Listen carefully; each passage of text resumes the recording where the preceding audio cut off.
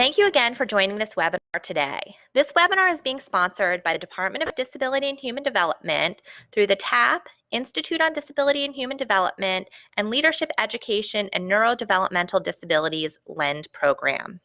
We're excited to have our presenter today, Laura Fine, and now I will turn it over to Laura. Good afternoon, everybody. Thank you so much for having me participate and do this webinar this afternoon. I've asked the moderators to go ahead and put a poll up for all of you today. I really want to try to gauge, who the audience is. So at first, we'd like everybody to find out if you are a parent, a professional, or a both, just to see who's out there, and it'll help me with planning. And then the second question that we're going to go through, if you're a parent, is looking at, the parent of the child, the age of your child. So if you guys could just take a quick couple of seconds and answer those questions, that would be great.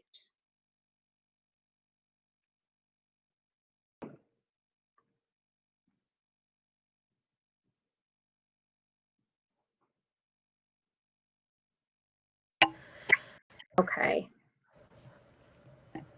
So Laura, do you see the results? Yeah. Great. Yeah, so it's looking like most of you guys that have answered are professionals, and some of you are still answering.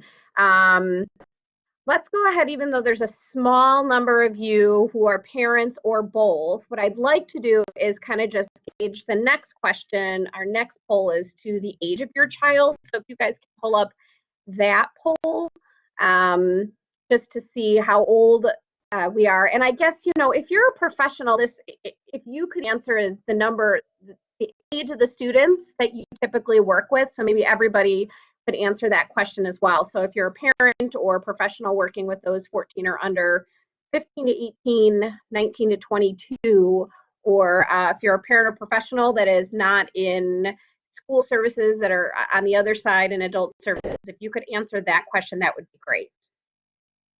Thank you.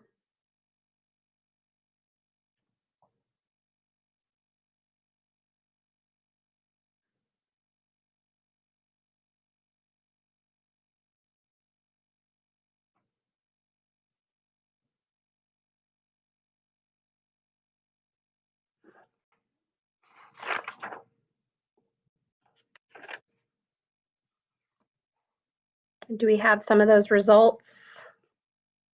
Okay. Okay. All right, so we can go ahead and get started today.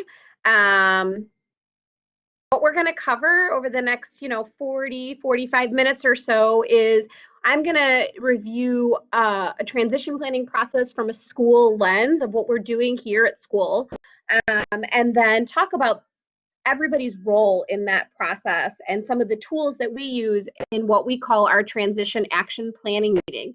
Now, as a bulk of you are working with individuals that are older than 22, I think you'll find a lot of these tools and the mindset that we're using to help plan for the future really beneficial. So we can, I welcome questions at the end that we can go over if there's anything additional information that you need.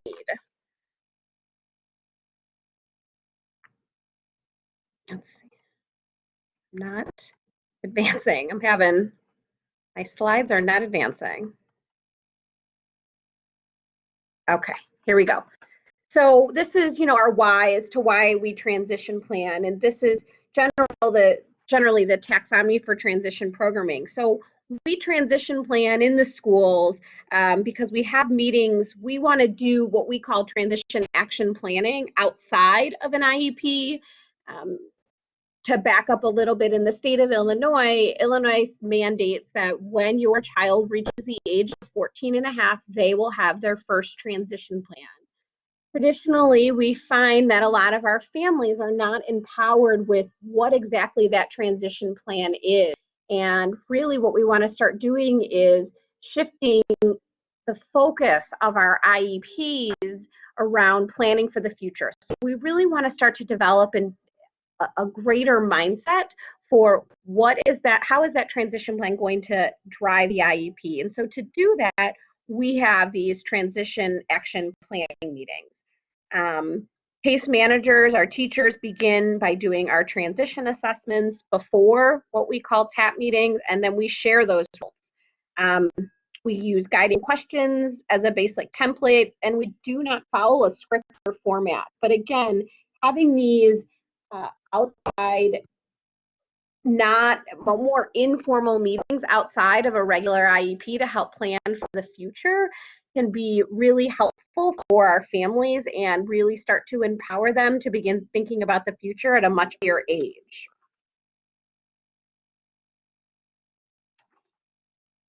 So our mindset when we transition plan, when we think about planning for the future, is what we want for all of our young adults and adults at any walks of life is this belief that all students and their families have the right to live, love, work, play, and pursue their life aspirations in their community.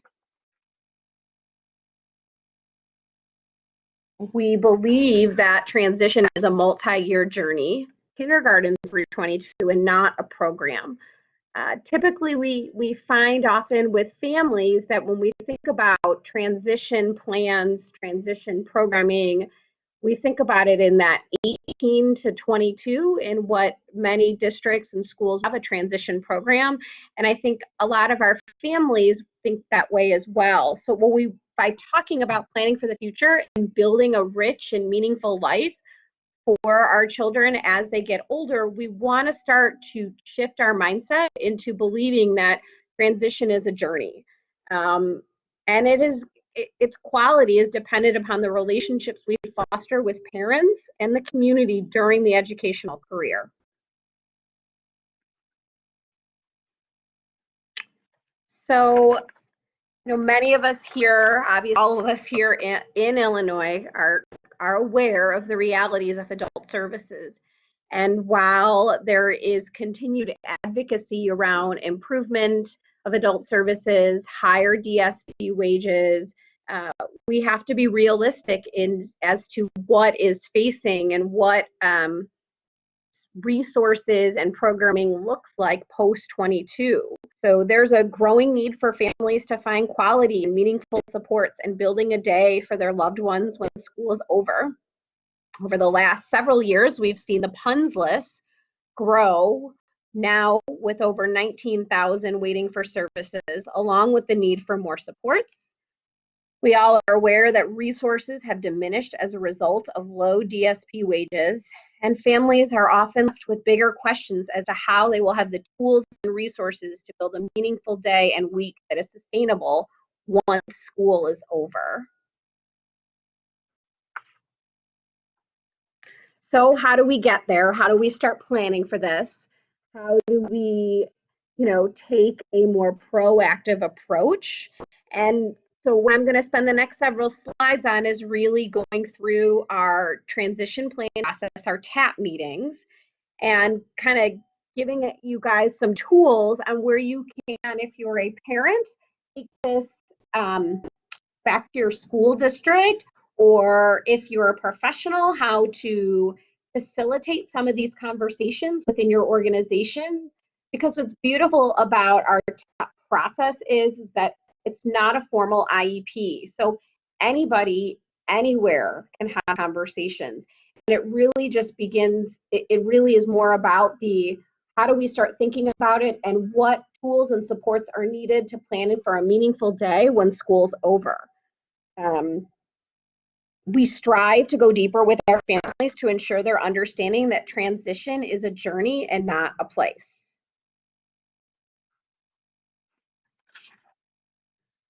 So this is what our transition action planning meeting, what is this meeting all about? It really gives the team an opportunity to focus on post-secondary goals and plans and how the educational team, along with the family, can create a sustainable and full plan for their loved one. These meetings allow for brainstorming.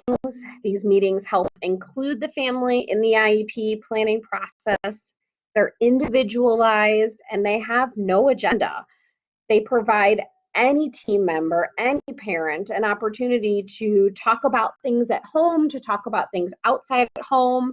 And at school, for our school professionals, it's an opportunity to share transition assessment results and for parents and school to really start to get on the same page and go deeper in their understanding. So there are, I don't know, I had want to talk briefly about transition assessments, and then I'm going to dig into some additional handouts that I had sent through that I'm hoping you guys were able, I believe, to download.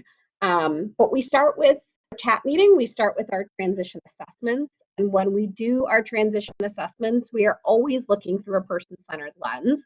It's an ongoing process connected with what we learn about the student. Assessments are tools for school staff and school parents. Those transition assessments are what guide the transition plan. So we have transition assessments in the area of employment, education, training, and independent living. And there are a vast amount of transition assessments out there to be used for students of all ages between 14 and 22. But we want to make sure that we are picking assessments that are really going to give us some rich information that we may not be able to get in the context of the classroom or in the community. On a similar note, we also want to make sure that we are not relying solely on transition assessments to give us the big picture, which is another reason as to why we have these TAP meetings, because we have found that we can really go deeper with our families and learn a great deal about information from our families that help us write a really rich and meaningful IEP. So we want to make sure, the next slide. So we want to make sure that our transition assessments they facilitate self-discovery of talents and goals, strengths, needs, and that the data gathered from the transition assessments is then analyzed and used to help create those post-secondary outcomes. So when we have these TAP meetings, our teachers are bringing the results of the transition assessments and using that as one layer of conversation to help start talking about goals for the upcoming IEP.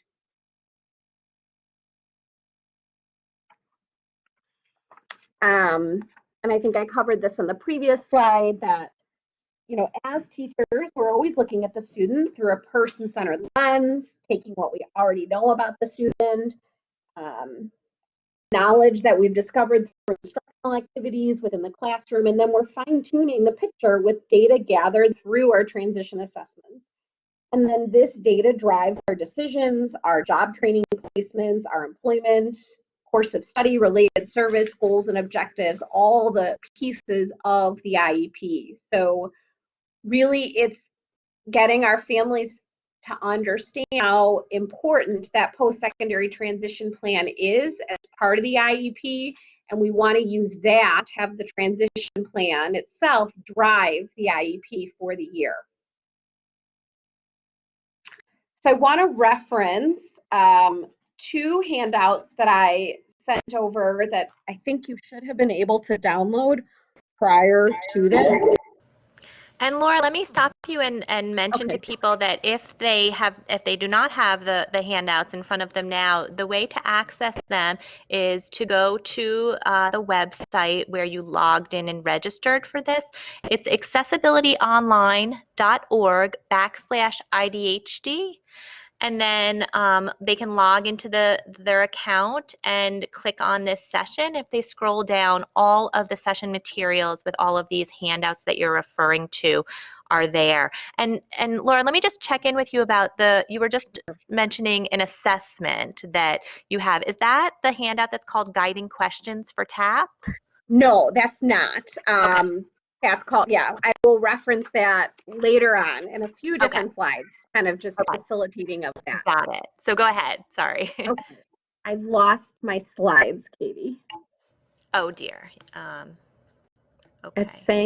It's saying there's, uh-oh. So it might just take a minute. Like I'm okay. So if you want to just go ahead, I'll try to advance them from there we go. Okay. So there are two forms that Katie just talked about how you can get that are really useful. And if you're going to take anything away from today, I think these forms are great for any age parent at any walks of life in helping them. So for our professionals that are listening to this webinar, whether you're in a school or you're in an agency, if you're working with families that are really kind of struggling of how are we building the day, or there are gaps in the day, or we're unsure of what the future looks like, this we start with, we have the day in the life worksheet. So I've screenshot a couple of it. This certainly doesn't capture everything, but it's a day. And often, you know, our goal is our week at a glance. Are really looking at our Monday through Friday and helping our families start to really envision life after school and what is that day going to look like. But for a lot of our families, a lot of our families, then we want to go back to the day in the life. So if it's too much for them, then we want to go back to the day in the life and have them start with that.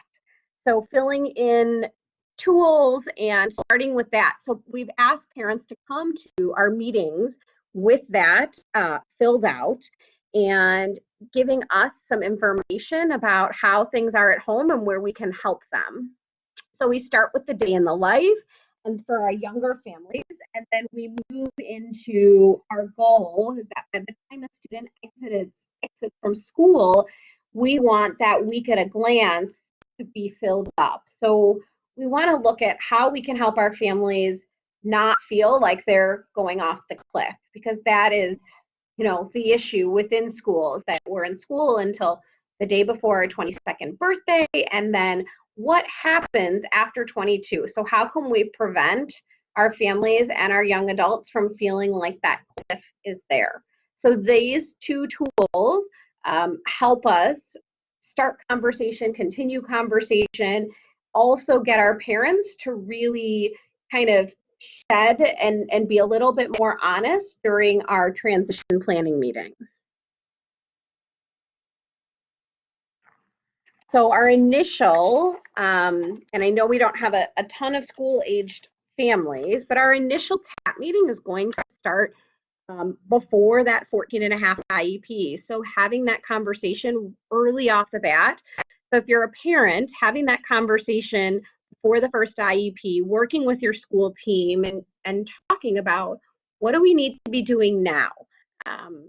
School districts will do different levels of transition planning, but by having this conversation before the IEP meeting, how can we do this? How can we plan for my child's future? Early, proactive, being aware that there are going to be bumps and barriers down the line. How can we do this now? So we do the first TAP meeting at 14.5, and we go through the transition assessments. We do the day in the life. We send a cover letter explaining all of these things to our families. And then we do them again at 11th grade, because we can certainly do them every year. And parents can request them and do them as often as they want, but often they're not needed every year. So we do them again in 11th grade, and then ongoing through our transition program, especially as students get closer to turning 22. So we're always looking and reviewing the notes from the last TAP meeting. We are reviewing the transition plan from the previous year. We're sending home that week at a glance, the day in the life with a cover letter. We're looking at our assessments. We're looking at our job experiences in school and in the community, really gathering all that information before a meeting so that we can, when we go to families, meet with families, have all that information to share with them.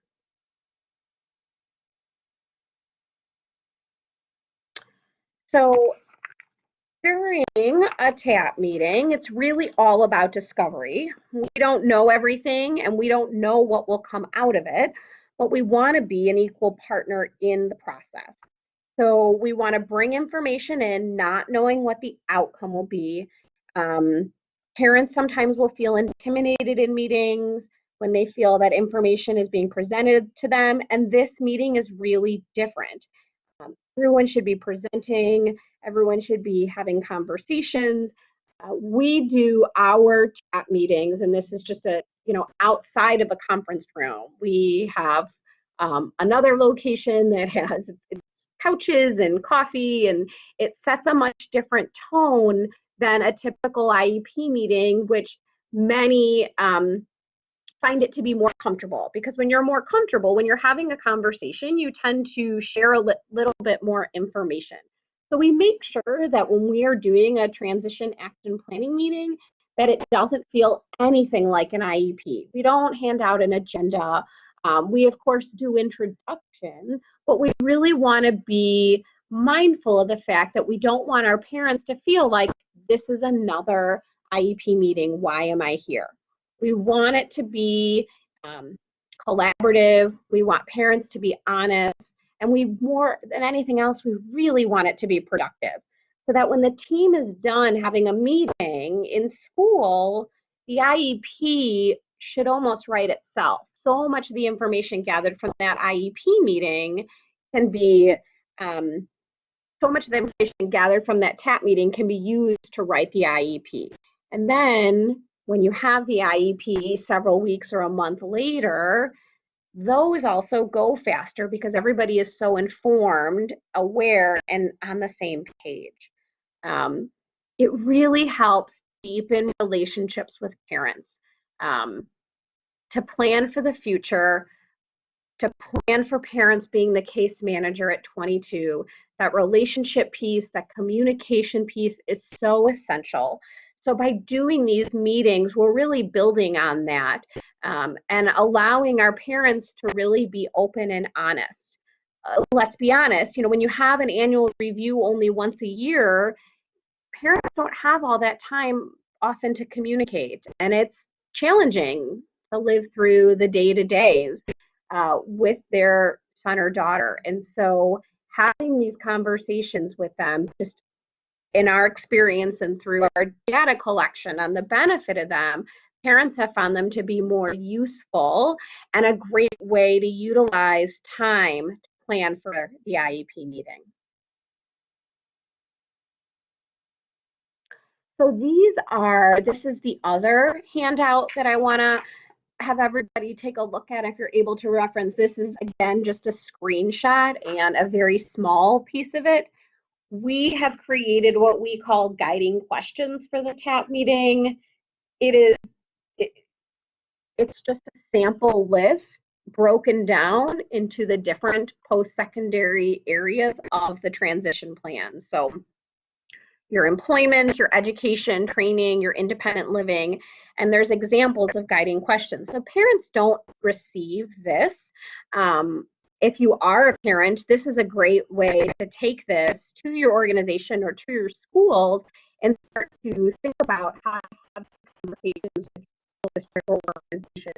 If you're a professional outside of school already in adult services, these are great conversations to have in your teams and with families about what the strengths are. Really hit on some more information from our assessments. They're not as open-ended, but there are things that allow us to go deeper with our families because of these conversations. So we've updated these guiding questions over the years in doing this.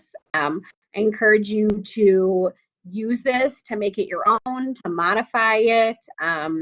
Obviously, there are forms that we use because we are a school district. They are school-based, but at the end of the day, everybody is striving for planning that rich and meaningful day. And if that starts, at planning at 14 for a child, or if it's a conversation that you're having with a family who's got a child or a young adult who's aged out of service and has been at home for the last year, these are the conversations, these are some of the questions that you can be having to start to think about how to make deeper connections within the community, how to look at places of volunteer community places, exercise places.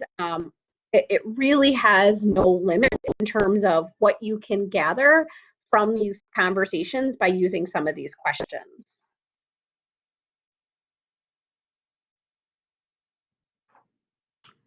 So then after a TAP meeting, we want to look at, following a TAP meeting, we look at how we developed the post-secondary outcomes for employment. So we should be able to walk out of there after we have, we've gathered information from those guiding from the parents bringing the week at a glance, and the from our transition assessments that have been conducted in the classroom, from some of our data, from community job experiences or in-school job experiences. We have all this information now. And so what do we do with it?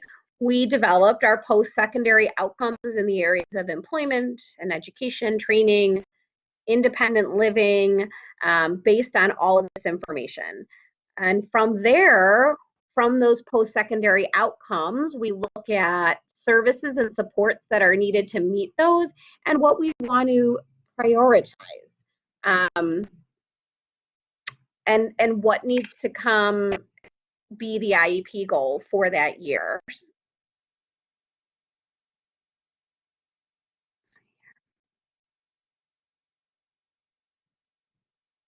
I'm seeing that there's hard time hearing me, I think for some people.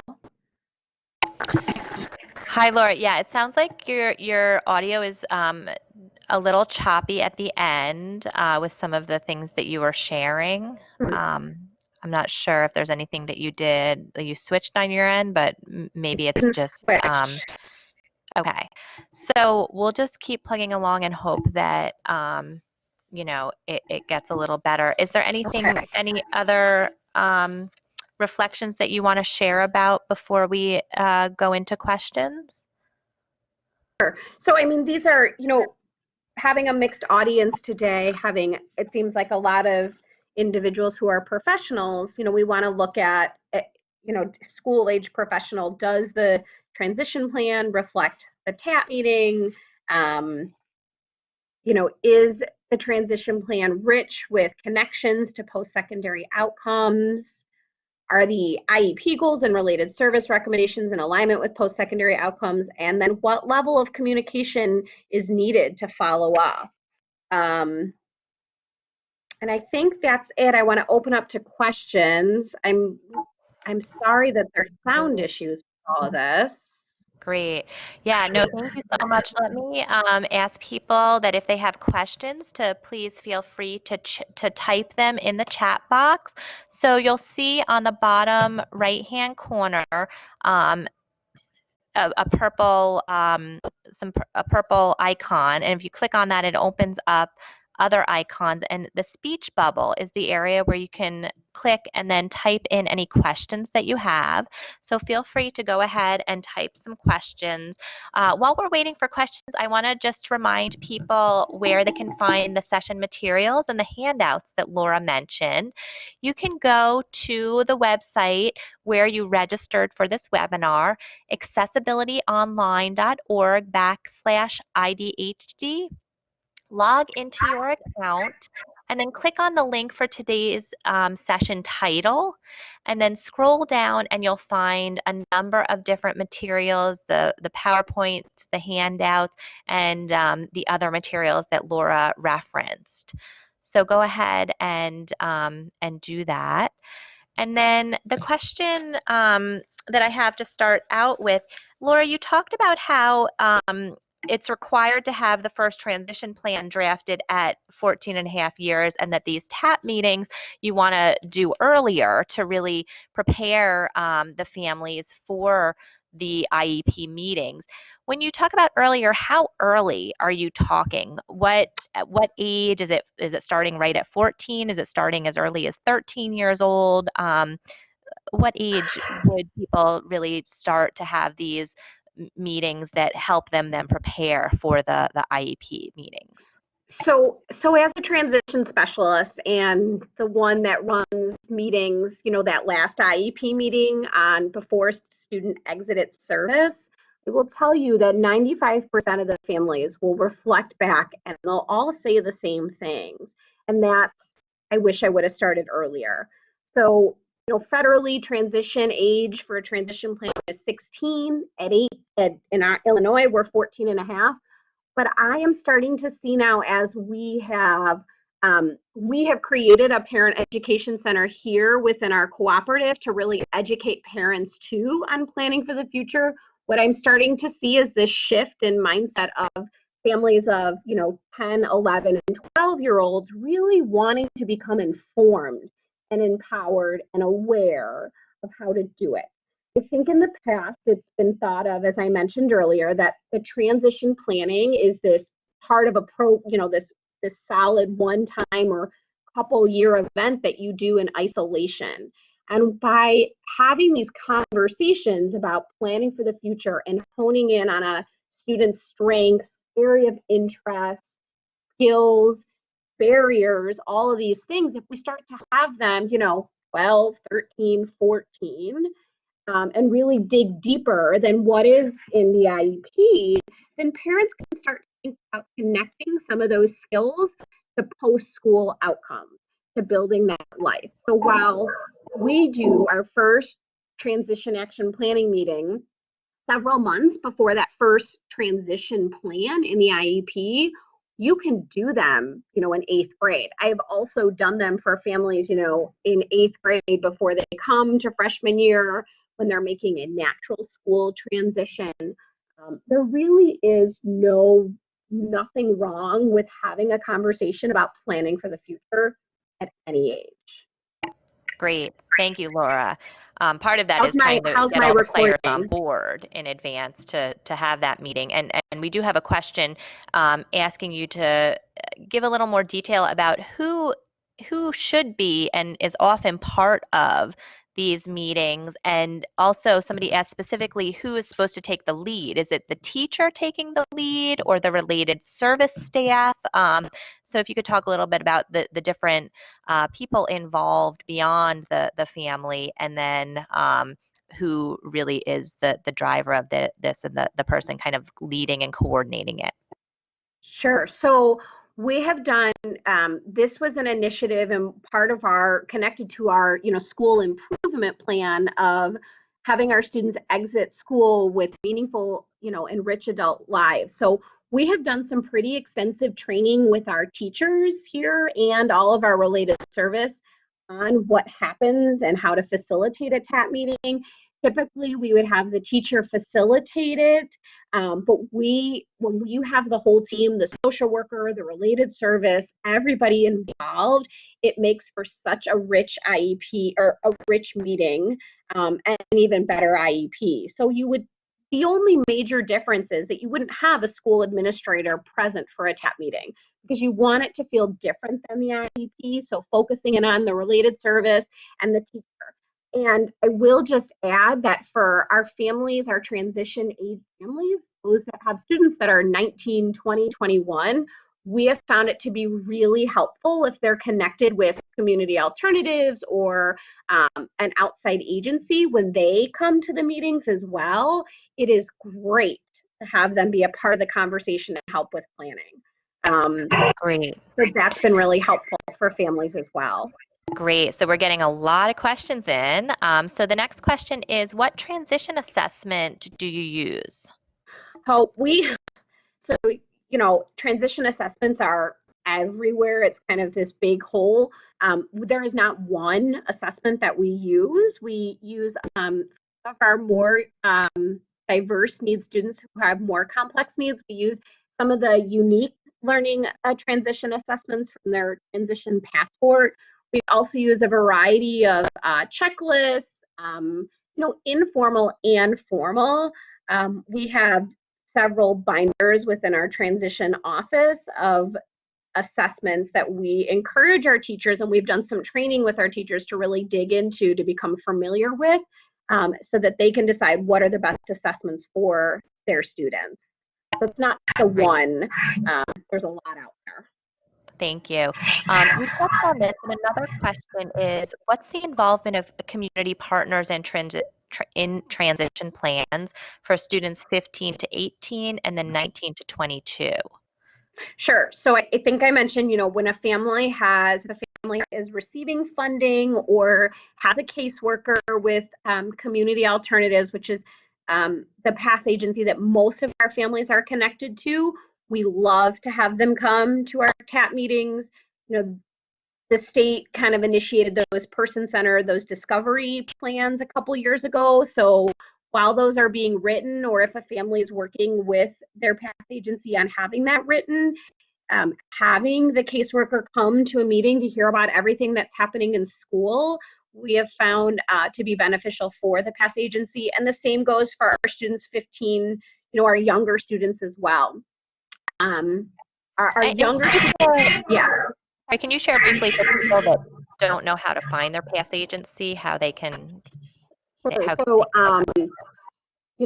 for really, if you kind of Google, State of Illinois DHS PUNS, you can go and that'll bring you to the DHS website. The PASS agencies, they were kind of, the lines were changed as we kind of did some redistricting since a couple of them closed July 1. So if you go look on the DHS website, I can't pull it up right now with everything. If you Google, Illinois PUNS DHS, you should be able to find which PASS agency is, you would fall into. Great. So the next question is, how does the transition program help these young adults to get ready for adult day programs? It's a much different experience, and a lot of these young adults are used to a very different style of groups being run and staff to client ratio. Most of these teens have one-to-one staff with them at all times, which is not feasible in the adult setting. Yeah, you're 100% right. That is obviously one of the big barriers. And for many families, we have those conversations. We never want to obviously remove support. So if a student has a one-on-one on paper and in their IEP, and there's a need for it for medical reasons, for behavioral reasons, we're very honest with our families because you don't want to sugarcoat it. And unfortunately, right now, even in our area, there's a lack of support and programming for young adults that have complex medical needs or behavioral needs, which is all the more reason that we want to have these conversations about building a meaningful day. Because if a family is able to obtain funding, waiver funding, either through home services, through DRS home services, or home-based waiver services, then it becomes more about finding a personal support worker and building the day around activities and interests that the young adult is interested in. For families to kind of wait for a program to open up or a slot, that's where we have to say it's not really happening. There's just a lack of support in programs, in adult day programs for many families. So we need a plan A, a plan B, a plan C, and a plan D sometimes. So having these conversations and looking at, again, referencing that week at a glance, we don't just want to think 22, my child's going to go to a day program from 9 to 3 and that's it. We have to go deeper right now given the current situations in Illinois. Hi, thank you.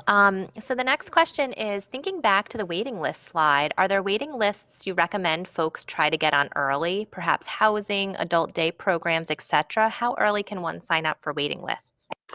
So obviously PUNS is the number one. It's the gateway for all services. So if there's any of you listening that are not familiar with PUNS, I think you exit this webinar today, and that's your first piece of homework, is to get yourself on the PUNS wait list, because despite 19,000 people waiting for services in Illinois, you definitely want to put yourself on that list, because there is no funding if you don't put yourself on the list. And with regards to day program and housing, I always tell families, go out within your community and see what's out there. Start touring agencies, start touring day programs, decide what you like and what you don't like. There are day programs that are center-based that may not, leave as much during the day. There are day programs that are community-based that are out and about all day. It really becomes about becoming aware of the supports and services and programs in your community, or how it depends on how far you want to travel outside of your community, because of course transportation is something that has to be thought of too when you leave school. Just become aware, educate yourself, learn as much as you can, and connect with other families as well. Thank you. So another question is, are there any recommended testing to be done by the school prior to exiting the school system to assist with puns, etc.? Examples, the WAIS is Yeah. test. So community alternatives are PASS agencies. So I would recommend contacting whatever PASS agency is in your area for your families.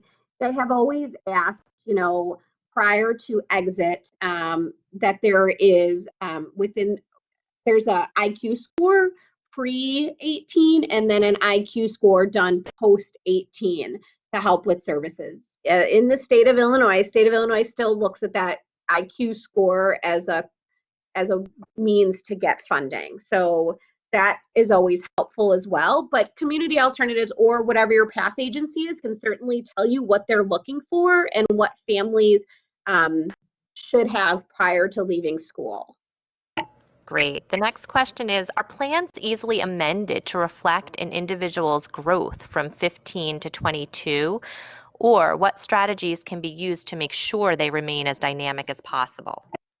Well, since the transition plan is updated every single year with the IEP, then yes, every year your team is looking at what are the post-secondary outcomes. So I give employment as an example, because when a child is 14 years old and we have a post-secondary outcome that may say, upon exiting from school, Johnny will work in food services. Okay, so we may not know all that information at 14. But maybe this student, there was a transition assessment which was done, which he indicated a high preference for food service.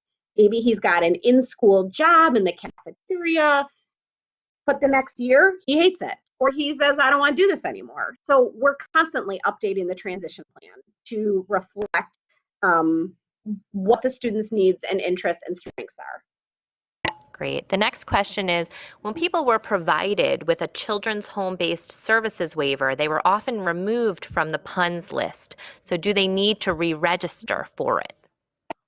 Okay, so there's been a lot of back and forth on the clarity on this. My recommendation in talking to several people on the state is to call their PASS agency. The problem is that if they were receiving services, then the PASS agency was saying you no longer need services. And the services will never be taken away. So once you have a waiver and once you hit adult age, your PASS agency will work with you to transfer that from child's home base to adult home base.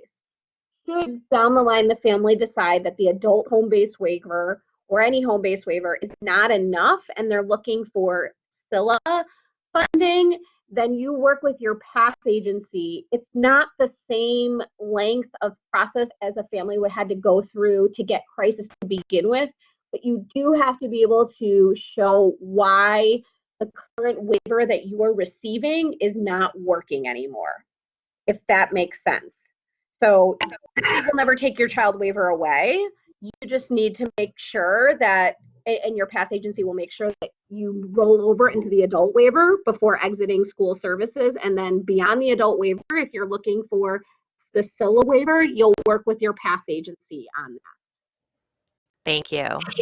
And the next question is, somebody states, I've been having difficulty with parents and young adults having different ideas about what their futures may offer. Parents being the biggest barrier to the young adults' progress to independence. I'm talking about age 20 to 25. Any suggestions on how to address the families to at least be open to these conversations? For example, independent housing. If the young adult is their own guardian, but the parents still take care of them and don't really think their child can live independently. So I found in my experience is that there tends to be a lack of education around this too. So We have done a lot of work with this at NSSEO, which is why we created our Parent Education Resource Center 3 years ago to really teach parents, housing being a big piece of it. I think families often will default to what they know. So if you're a school district and you're finding this, I would encourage you to look at reaching out to somebody to come and present on supportive housing. I just saw something today pop up in my email for a webinar being done on supportive housing. Start to provide parents with education tools and resources. I do have access to a supportive housing toolbox that I can share out. The other thing, I don't know if I type something, if you go on our NSSEO website, we have a parent education resource page that I'm happy to share with everybody. And it breaks transition planning and the things needed that families often need, lots of resources for families, into several different categories. So I'm happy to, you guys, I'm going to put this in the chat box. Does that work now if I link something in the chat box? Okay, so let me see. That's great. Thank you for sharing that resource. So another question we have that came in is, do you have any recommendations on where families may be able to find and hire personal support workers post-transition, care.com, etc.? Yeah, so, because that is a huge piece. We have found a lot of families have some, I don't want to say a lot, because some success with care.com, Sitter City. We are located near Harper Community College. So some parents have posted over at Harper Community College. So reaching out to looking at your local community college, parents have found that. It really just looking within whatever's in your home community. Facebook groups, some communities will have special needs Facebook groups. I don't know if all of you guys as parents are aware of the iPad Unite Facebook group. That's Illinois Parents of Adults with Developmental Disabilities. It's on Facebook. So some families have found resources there for PSWs. It does, of course, require us to think out the box and be really creative, because agencies don't have personal support workers just waiting. Some families have found personal support workers, aides within the school that will help on the weekends and after school hours. That's great. Thank you. And you may have said this, Laura, but I'll just add that the Centers for Independent Living throughout the state, they often train personal support workers. And so you could contact the Center for Independent Living in your region to see if they have a list of PSWs. So this is wonderful information, Laura. You've answered a lot of questions. You've provided a lot of great information and shared a lot of handouts with resources. Thank you for posting that link. A lot of people have really appreciated that link to nsseo.org and the resource section. And I just want to thank you again for your presentation, for sharing all of this wonderful information. I also want to let people know to join us for our next webinar, which will be held on March 11th from noon to 1. And the topic for that is innovative adult programs. So thank you so much, and have a good rest of your day. I'm going to go ahead and leave my email address in case the sound was poor and people couldn't. So I'm just linked that in if people couldn't get anything or hear the email address. Feel free to email Laura directly with any additional questions you may have. Take care. Thank you. Thank you. Bye.